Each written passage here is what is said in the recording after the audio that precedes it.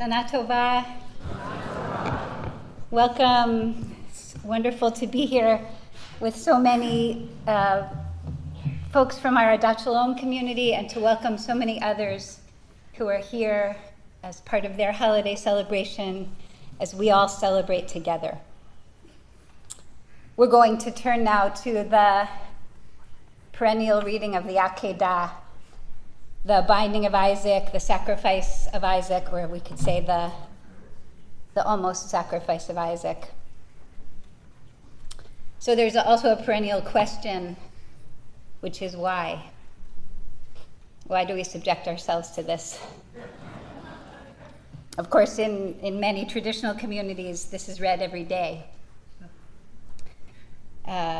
We get it twice a year, on Rosh Hashanah and on the regular weekly cycle. Our other Rosh Hashanah texts point to fertility, to our longing for genetic sustainability, for life's longing for itself. As the beautiful Gibran phrase goes. Like yesterday's reading of Sarah's banishment of Hagar and Ishmael, this text is a photo negative of all of that. It's a story of nearly destroying life. And as I said yesterday, I find it impossible to read these texts this year and not picture the many innocent boys and girls who have been and are being sacrificed on the altar of their parents' ancient hatred. If our prayers and teachings today or ever have any impact in the world, may they be for the end of this tragic war and all the suffering it has caused. So I come back to my question, why do we have to read this? Well, we don't have to, but we are.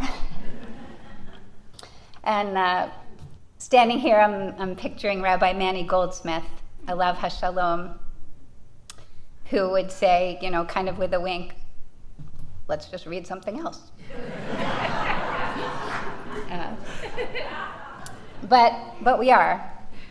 So if we're going to read this, we have to ask not only why are we reading it, but why are we reading it? What wisdom or medicine do we need for our moment that this text might be able to offer us? When I was young, I was taught that the Akedah was composed as a polemic against child sacrifice, to differentiate the nascent Hebrew nation from the other ancient neighboring cultures of that time that did practice child sacrifice.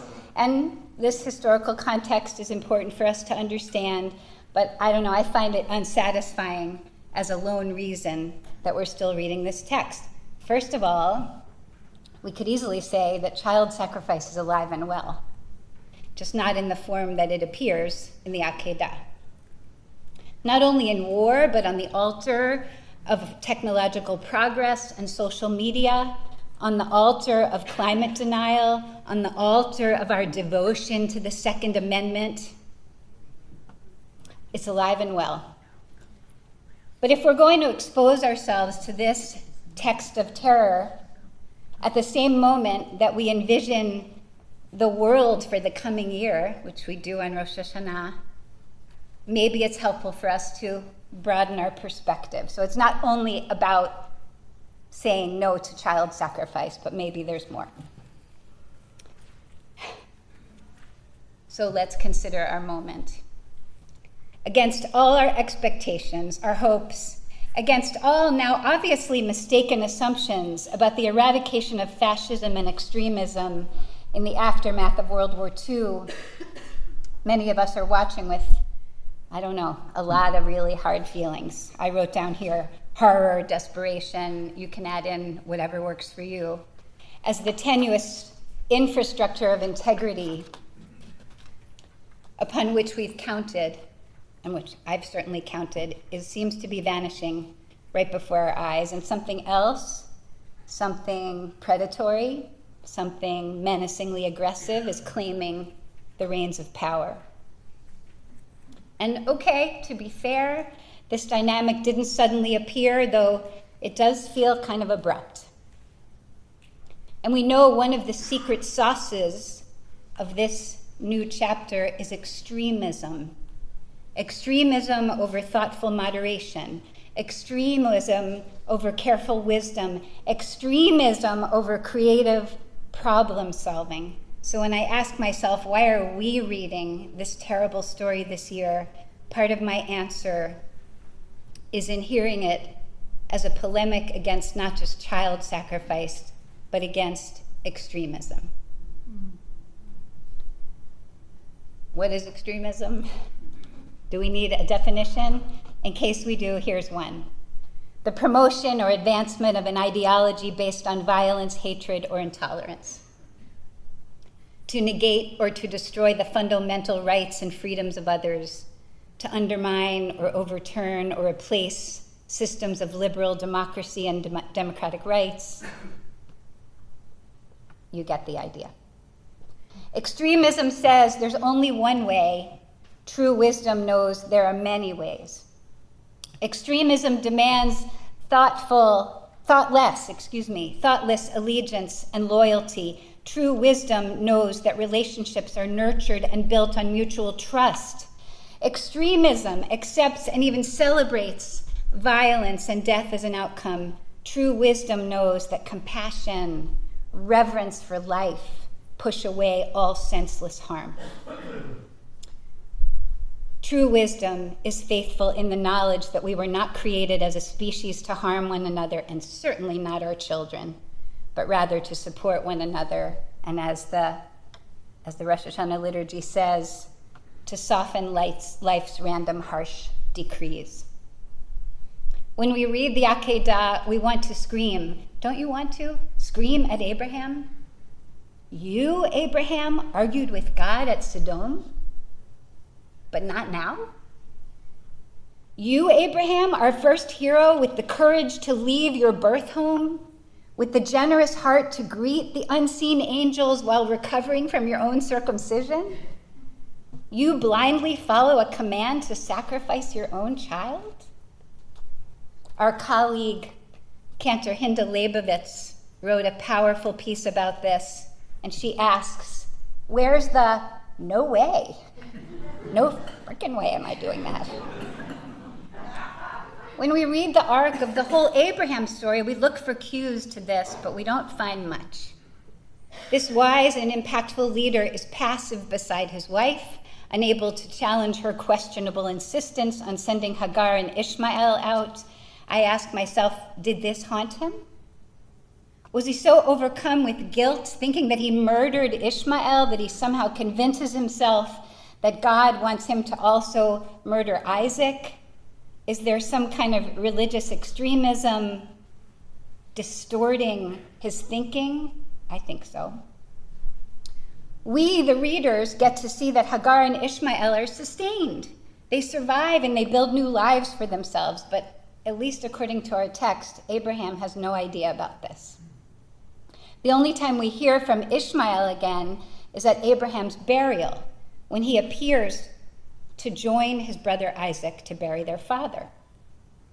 And so again, we get to see that Ishmael emerges from the trauma of his cruel abandonment, but Abraham is dead by the time Ishmael reappears.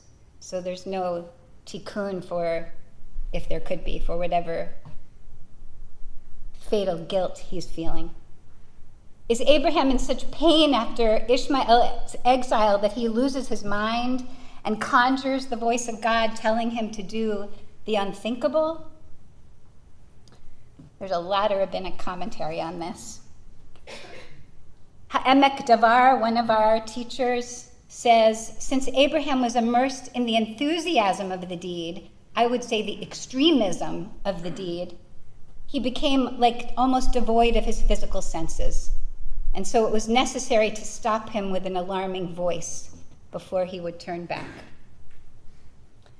Many great Western and also Jewish philosophers, from the Rambam to Kierkegaard, have tried to work this out.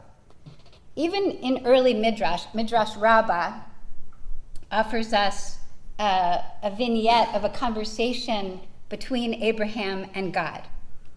Rabbi Acha the sage in the Midrash says, Abraham began to express his astonishment, saying to God, "These events are nothing short of bewildering. Yesterday, God, you said, for it is through Isaac that you will be called to your descendants, that Isaac will be the portal to your future. And then you said, take your son and offer him up. And now you're saying to me, don't extend your hand against the child." Abraham says, "This is bewildering." The Holy One, blessed be he, said to Abraham, "I will not violate my covenant, nor alter the utterance of my lips," quoting from Psalms. "When I said to you, take your son, I did not say slaughter him, but rather take him up. Va'alehu le'olah. I say this to you in affection. You have taken him up and fulfilled my words. Now take him down."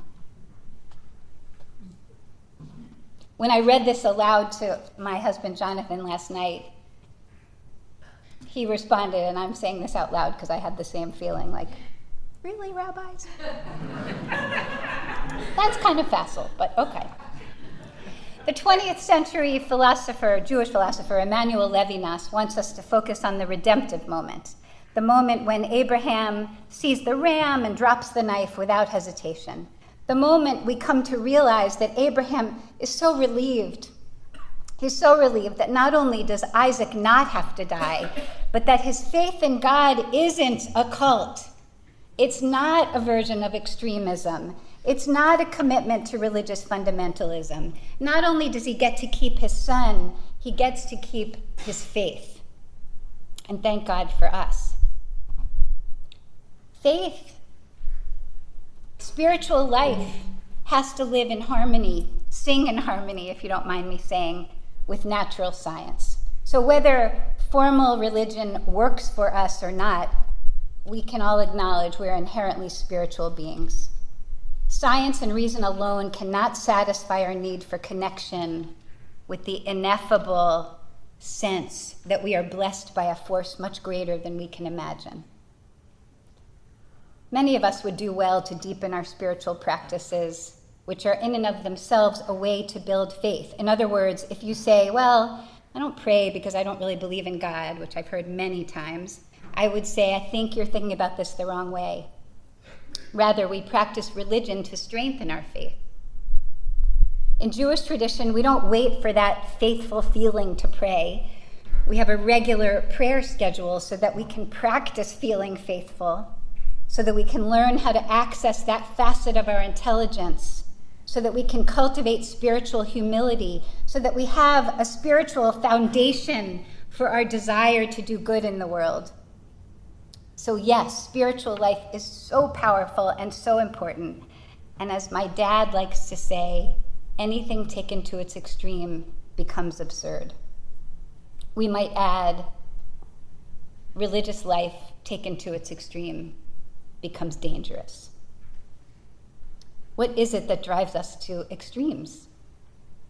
Unfortunately, our history shows us that it can sometimes be misguided religious fervor. And of course, if we think we as Jewish people are immune to this,